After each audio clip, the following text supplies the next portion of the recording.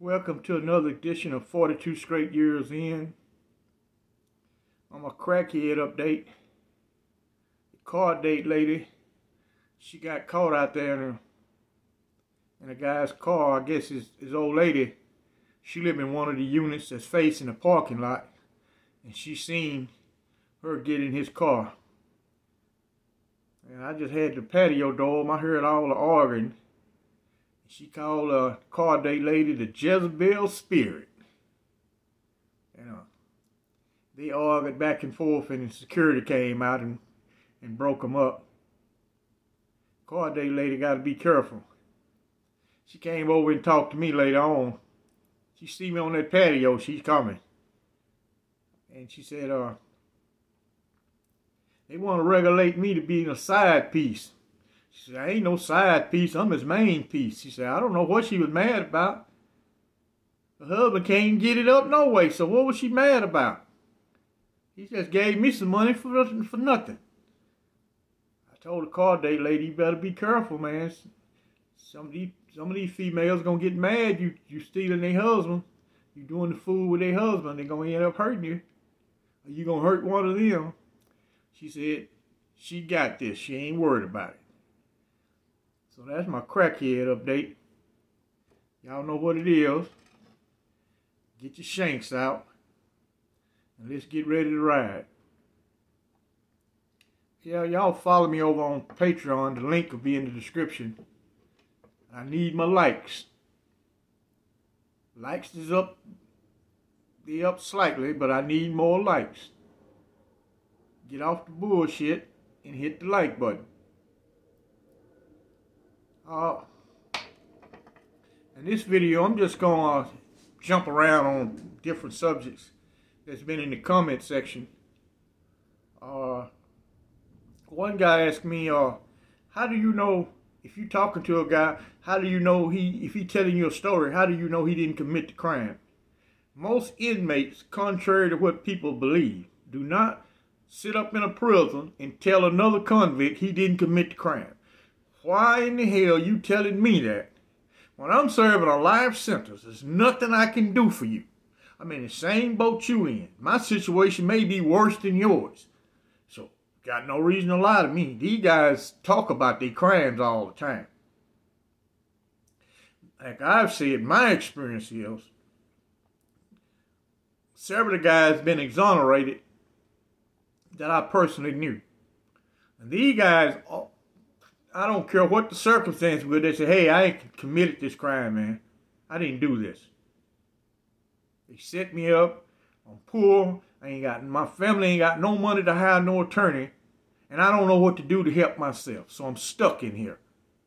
And that'd be the case. But a few guys who I've met in that situation, it always come out in the wash. They didn't commit the crime. You know, why you gotta lie to another inmate? You know, most guys exaggerate on the crime. They might have took $163 in a robbery and they tell you it was $11,063. But he ain't denied the robbery. It's still aggravated robbery regardless of the amount of money. It can be 10 cents. It's still an aggravated robbery. You still can receive a life sentence for it. They don't go by the amount of the money. It has nothing to do with the crime. And another guy asked me about Kenneth McDuff. I slept right beside Kenneth McDuff at the retrieve unit. The name changed to the Wayne Scott unit. Now it's a closed facility. Back in the day, that used to be an all-black prison, as known as the retrieve unit. That is where old Lord came from when he came to the Ramsey unit. Now, I've did several videos on McDuff. There's no need to keep rehashing McDuff. You know what was strange? When he got ready to go to the death chamber, they had to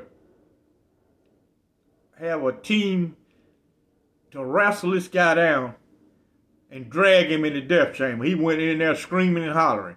Out of all these murders he committed, when it come time for him to die, he's not ready to go. He want to remain above ground. Even if it's on death row, he's not ready to go to see what's on the other side. And one guy, well, several guys was asking me about what happened to Johnny Armstrong. Well, he died up, on Central Expressway in a car accident.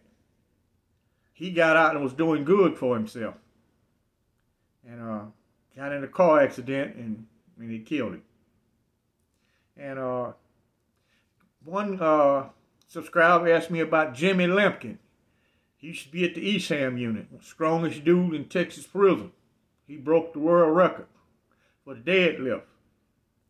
I was at Eastham with him. This guy was an inmate guard on D-line. That's on the south end of Eastham. Now, this is a huge fucking dude. I'm talking about he is huge. Now, I've never, ever seen this guy assault no other inmate. And he talked real respectful to other inmates compared to the other inmate guards. If the day room is extremely loud, he would just come in, unlock the day room door, step inside, say, all right, gentlemen, y'all hold it down. That's going to be the end of this. You know you didn't stand a chance as a bat out of hell dealing with this man here. So he got no feedback from the rest of the inmate population. This guy is huge, and he loved to horseplay. He loved to horseplay. He an easygoing guy. He just was big and strong. I think some college had got him out of prison when he got a job at a college as a strength coach over in Nacogdoches, Texas, or whatever the name of this college is in Nacogdoches. That's where he got out of prison. He went to work at. And I had a subscriber say he's a preacher now in Timpson, Texas. Well, good luck to in his ministry. But I've never seen him assault no inmate at all. Never, ever seen him do that. I've seen him get the rest of the inmate guards off of an inmate. I've seen him do that quite often. But I've never seen him personally assault nobody. And I lived on that cell block with him. And when I didn't live over there, I'd see him every day. You see the inmate guards, they're standing around out in the hallway every day at Eastham. You can't miss them. They're standing there every day.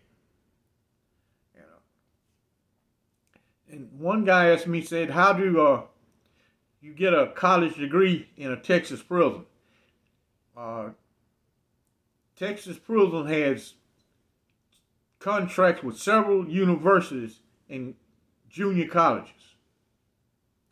And any inmate can enroll if he has a GED or a high school diploma. He can enroll. Well, of course, now they go by your disciplinary and your custody level. But back in the day, there was no such thing as a custody level. All inmates were the same. So anybody could enroll in college who had a GED or a high school diploma. And it varied from, it depends on what prison unit you was on what type of college or university you was going to be able to enroll in. If you was in the Huntsville area, they had Lee College as a junior college. And they got Sam Houston State University, which is a 4-year degree program. And several prisons had the Ellis unit, Estelle, Wynn, Walls unit. If you was assigned to one of those prisons, those are the college and universities you attend. Now, if you signed it up at another prison, you could be at the Clemens unit down in Brazoria, which did not have a college program. If you signed it up, they would just transfer you to another prison and allow you to go to college. Now, a lot of inmates don't take advantage of the programs they have. They got college trades and they got regular trade school you can go to. Depends on your education level and your EA score. Something I noticed, I see a lot of guys on these videos, but none never say how they bettered themselves in a prison. All they were was just in the prison. Just in the prison. It'd be kind of hard for me sometimes. I said, man, you're not well versed in no prison. Come on, man. I spent more time in Ad Sig than you spent in your whole prison stay. Yeah, I guess someone will say, well, good for you. Well, I'll come back and say, all right, you stupid young bastard. You ain't through doing time yet. Most likely you an emotional wreck. Somebody come up and mess with your old lady, you're going to get mad, or she want to leave you. You're going to want to shoot her and all that dumb stuff, and you'll be right back. You'll do a live sentence on installment. I never heard none say how they bettered themselves. Oh, they say they was at the prison. And they got all these programs. You can get your CDL in prison. It depends on your custody level and how much time you have. WIN unit has a CDL program. It's a truck driving school there. And on the parole, you got to watch. You got to have a good attitude when you go see a parole officer.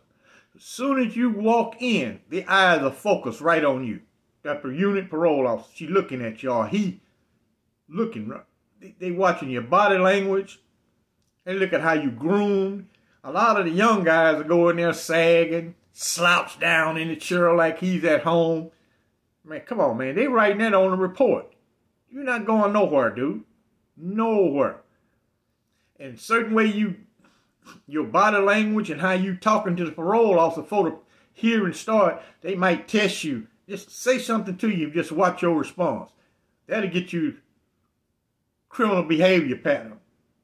That's one of their favorite set-offs, the parole denials. Besides the catch-all phrase, nature and seriousness of the offense, which you would never be able to change if you live to be 125 years old. The nature and seriousness of offense will remain the same. You can never undo that.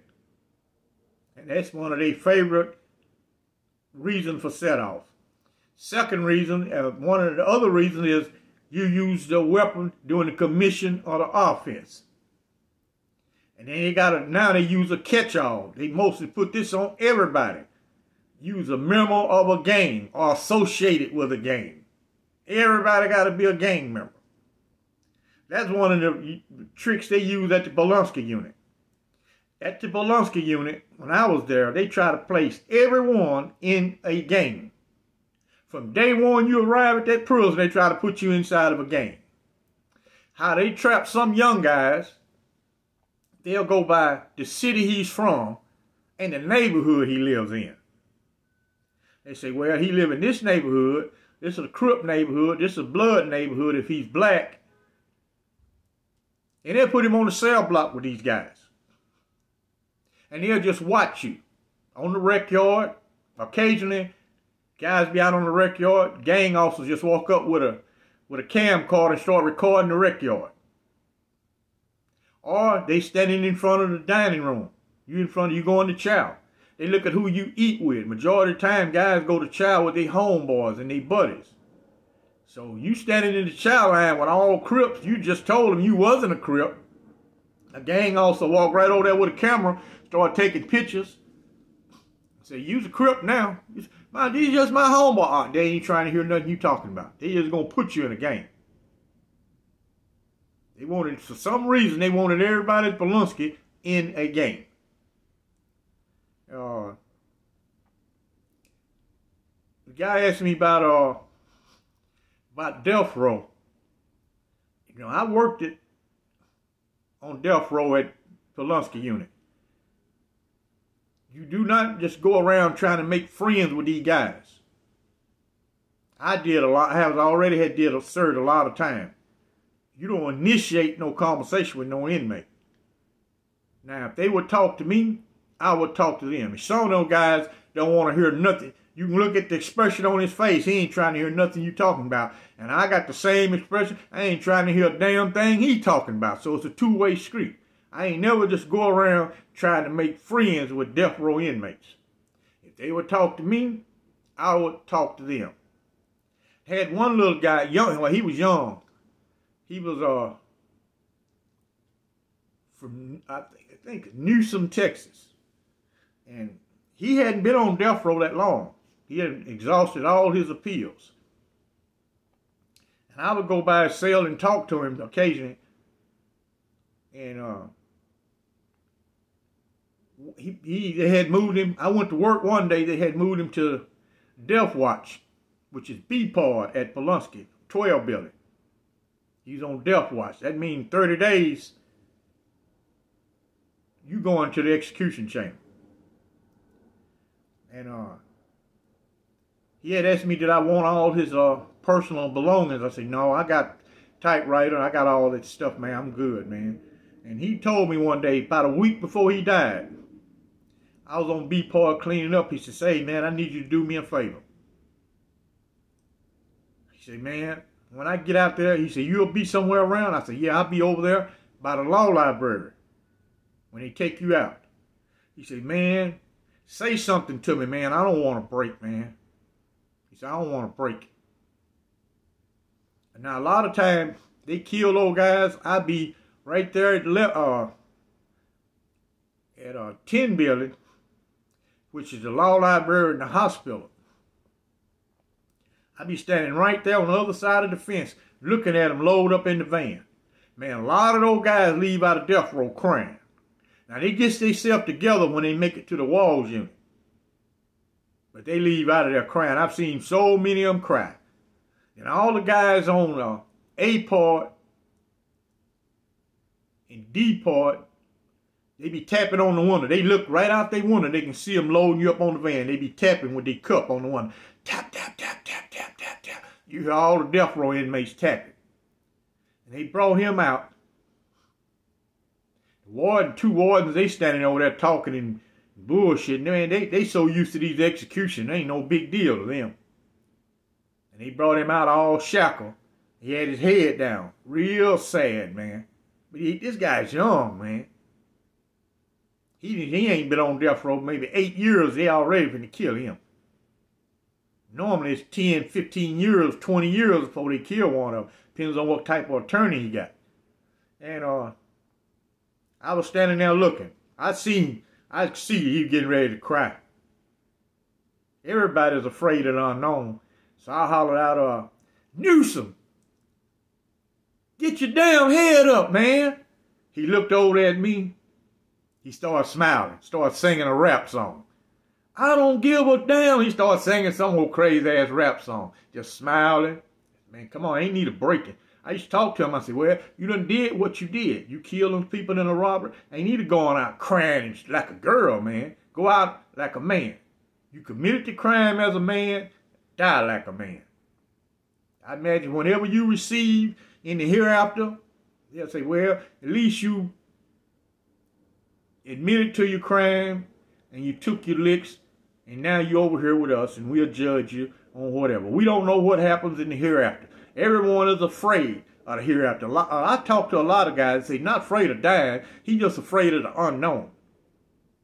Because in all actuality, we don't know of no one who's been dead 2 weeks and came back and actually can tell us from day one what actually happened in the land of the dead. We don't know of no one who did that. We know some people who full of bullshit and can say all this stuff, but we don't have no actual proof on what happened when you actually die. Enough ranting and raving. Y'all like and subscribe. Say, I don't want to have to chop nobody's ears off with all this bullshit. I need my likes. Y'all like and subscribe. I thank you for watching.